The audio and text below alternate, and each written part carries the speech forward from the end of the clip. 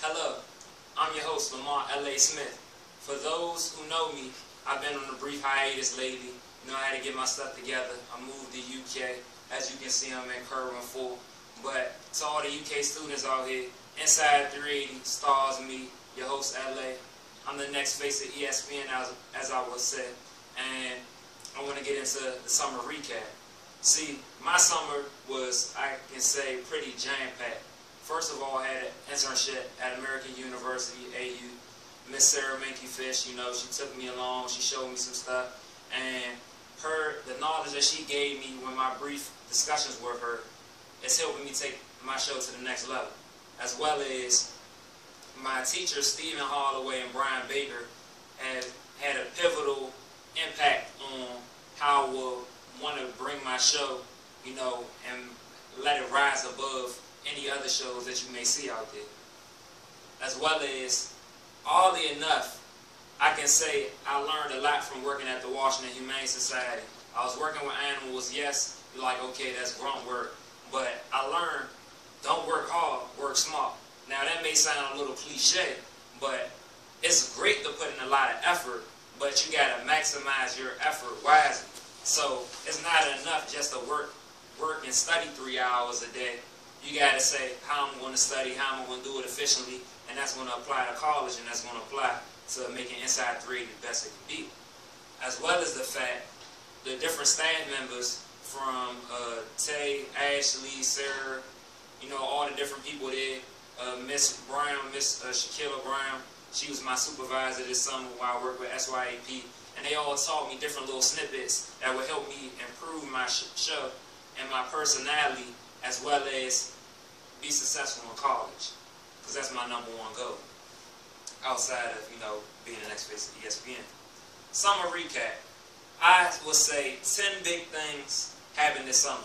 A lot of big things, but in my opinion, these are the top 10. Starting with number 10, Josh Shaw. A couple days ago, he's a USC cornerback. He said that, okay, I jumped off my balcony and saved my 7-year-old nephew from drowning.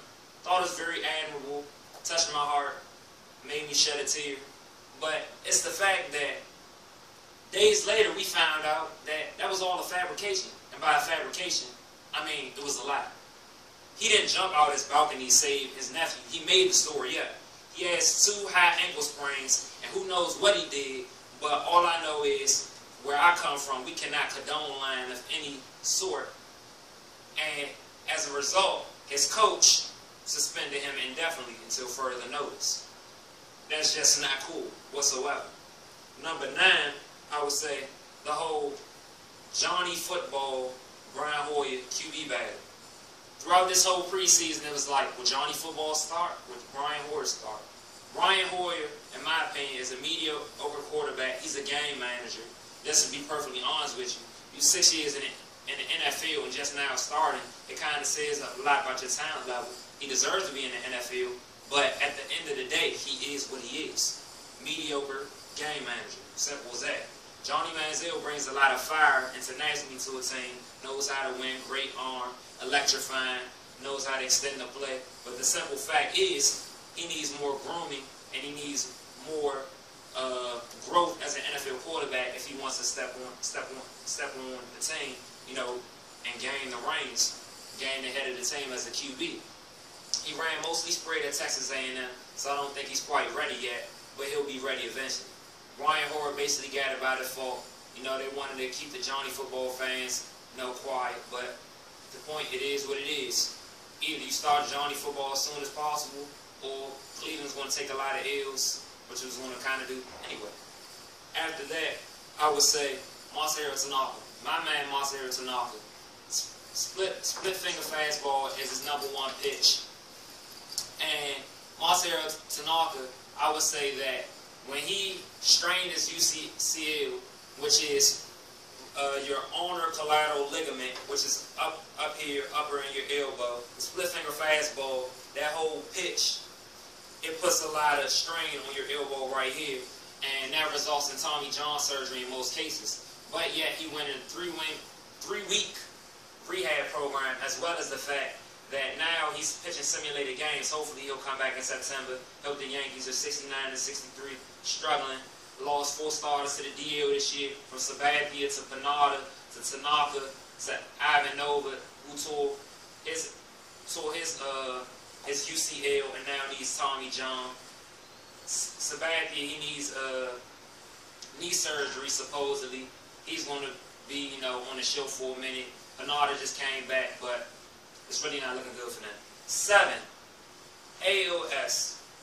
Now, ALS, I mean the disease. ALS, is a trauma that's been going on, and what have they been doing to help it? The Ice Bucket Challenge. If you haven't heard of it, it's sweeping the nation. Everywhere you go, you see people pouring ice buckets full of water and ice on their head, and it's all to donate money for ALS, a disease that's affecting lots of people, as well as the Ice Bucket Challenge has been raising millions and millions of dollars in order to support that cause. You got Steven Strasburg, and you got a lot of other, well-known and prominent athletes helping support the cause. So, Ice Bucket Challenge, ALS, you should do it. I may try. I don't know. Maybe. Also, 5th thing I would say is Rory McIlroy. Rory McIlroy has won 3 straight PGA Tour events. Now, last person to do that is a guy named Tiger Woods, if you haven't heard of him. Tiger Woods, one of the best golfers of all time. Number 2 in PGA Tour wins with 79. And he's been in a drought, but right now, all you can hear is whispers of Rory McIlroy being the next Tiger Woods. 2 of his 3 events were both majors. He won the PGA Championship, about 2 strokes over Phil Mickelson, who tied for 2nd, when he had a miraculous shot in the dark, off the fairway, onto the green, wound up birdieing it, and won the event, as well as he won the Open, or the British Open as some may call it, which was another big event. And Rory McIlroy has just been on fire as of late. He's the number 1 golfer in the world right now. And ironically, since he dumped Caroline Wozniak, which is a prominent tennis player if you may not know, they called off the engagement. His game has just been through the roof. I don't know if he was leaking, he was doing this Usher confession stuff, started his game, took it to a whole nother level, focusing more. But, hey, Rory, just keep it up. See more wins in your future. Maybe you can be the next Tiger Woods. Also, after that, I would say Monet Davis. If you haven't heard of her, she took the Little League World Series by storm. She throws a 71-mile-per-hour fastball pitch at her best. And she took her team from Philly in the final 5, I believe, in the Little League World Series. She has been, everywhere.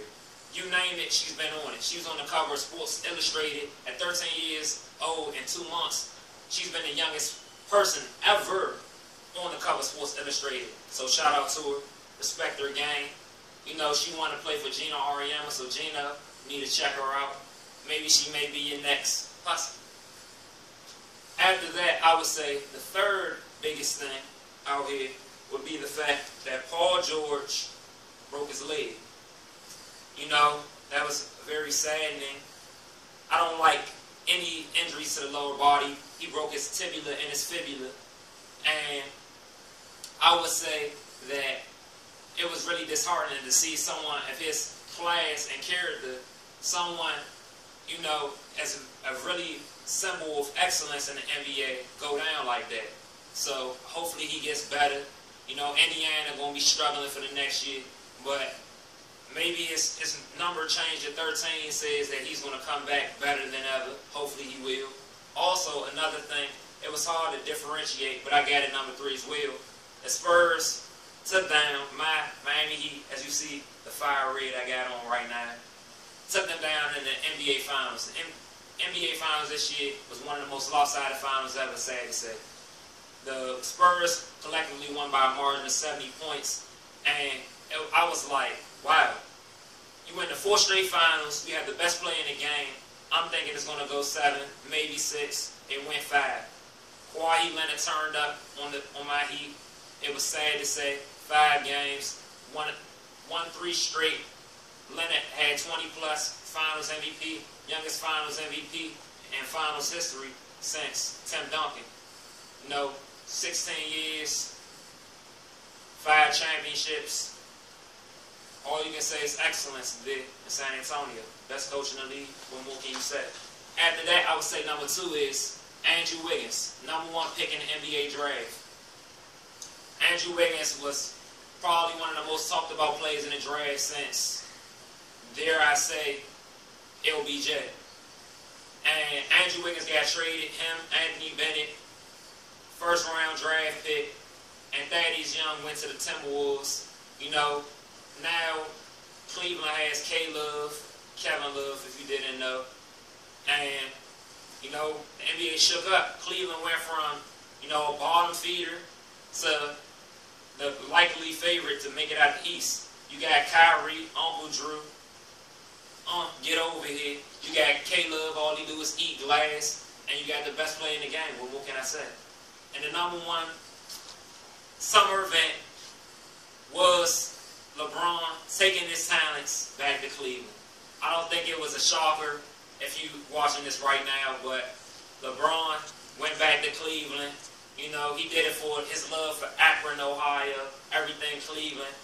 Hopefully he stays there for the rest of his career, or me and LeBron will be fighting because, you had a dynasty in there in Miami, but, home is where the heart is. I respect him for that. I don't like it, but I respect it. So hopefully he has wondrous years in Cleveland, and not now, but eventually he brings Cleveland the 1 championship that starving town deserves. As well as the fact, all things D-Wade, the Flash is back. Look out for that. That's been Inside 380 for you. Summer recap. Welcome UK. You send your host, Lamar, L.A. Smith. Inside 380. LA out.